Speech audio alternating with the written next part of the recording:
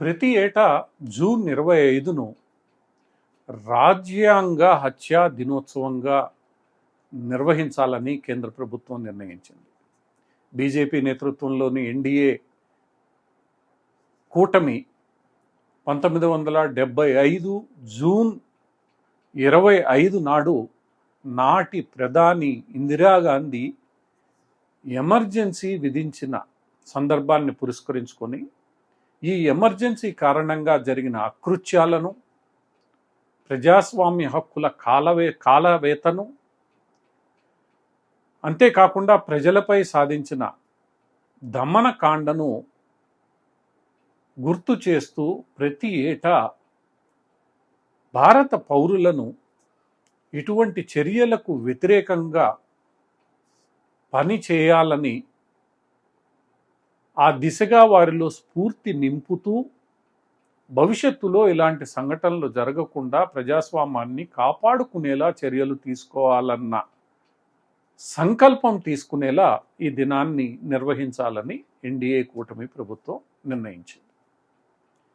ఇందుకు ప్రధానంగా ఇటీవల జరిగిన పార్లమెంటు ఎన్నికలు, అంతకుముందు కాంగ్రెస్ పార్టీ నేతృత్వంలోని ఇండియా కూటమి పదే పదే భారతీయ జనతా పార్టీ రాజ్యాంగాన్ని కూనీ చేస్తోంది, రాజ్యాంగాన్ని మార్చివేస్తోంది అని చేస్తున్న ఆరోపణలకు ప్రతిగా కేంద్ర ప్రభుత్వం ఈ నిర్ణయాన్ని తీసుకునేది. ఎందుకంటే కాంగ్రెస్ నాయకత్వంలో గతంలో ఉన్న ప్రభుత్వాలు వందల సార్లు రాజ్యాంగ సంస్కరణలు చేపట్టాయి, రాజ్యాంగాన్ని మార్చే ప్రయత్నం చేశాయి. ఈ సందర్భంగా కాంగ్రెస్ పార్టీ ఎన్నో సవరణలను తీసుకురావడమే కాకుండా రాజ్యాంగాన్ని అడ్డుపెట్టుకుని ఎన్నో రాష్ట్ర ప్రభుత్వాలను కూల్చివేసింది. ఆ తదుపరి పరిణామాలు ఏం జరిగాయో మనకు తెలుసు. రాజ్యాంగం యొక్క స్ఫూర్తిని కాలరాచేలా రాజ్యాంగంలో సెక్యులర్, సోషలిస్ట్ అన్న పదాలను కాంగ్రెస్ పార్టీ చేర్చినప్పటికీ ఆ రాజ్యాంగంలో చేర్చబడిన ఈ పదాల యొక్క విలువను ఏ రోజు పట్టించుకోలేదు.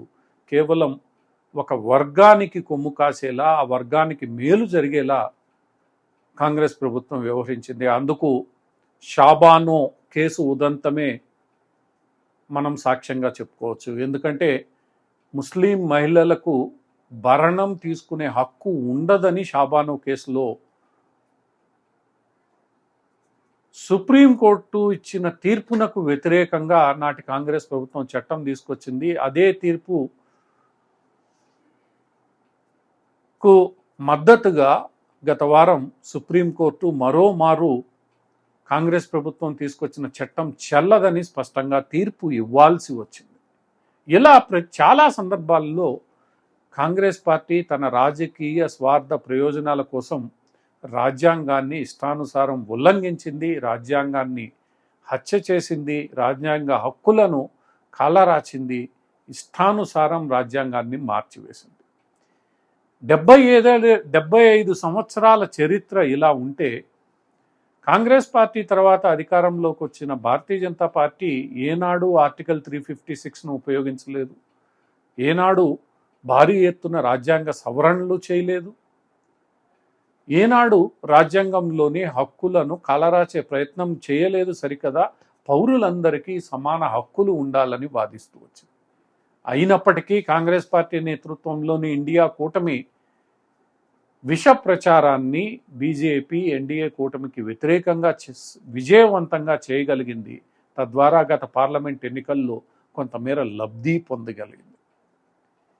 ఈ విషయాన్ని అర్థం చేసుకున్న భారతీయ జనతా పార్టీ ప్రభుత్వం కాంగ్రెస్ పార్టీ చెబుతున్న అబద్ధాలను తిప్పికొట్టడమే కాకుండా ప్రజలలో కాంగ్రెస్ పార్టీ యొక్క అరాచకాలను తీసుకొని వెళ్ళడానికి ఇటువంటి నిర్ణయం తీసుకున్నట్లు రాజకీయ విశ్లేషకులు భావిస్తున్నారు.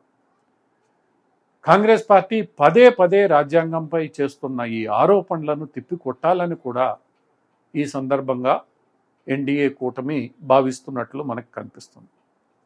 ఏది ఏమైనప్పటికీ చరిత్రలోని వాస్తవాలు కనుమరుగు కాకుండా ప్రజలకు తెలియజెప్పాలన్న ఈ నిర్ణయం